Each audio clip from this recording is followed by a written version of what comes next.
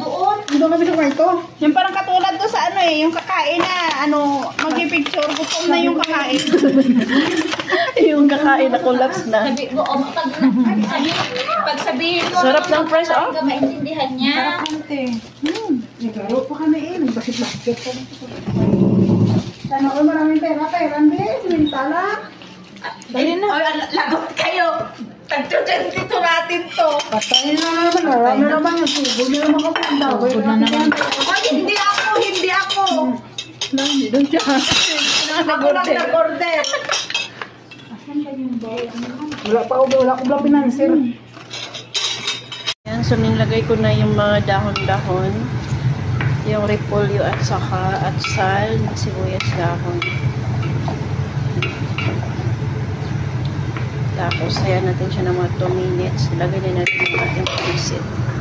And then, we're done.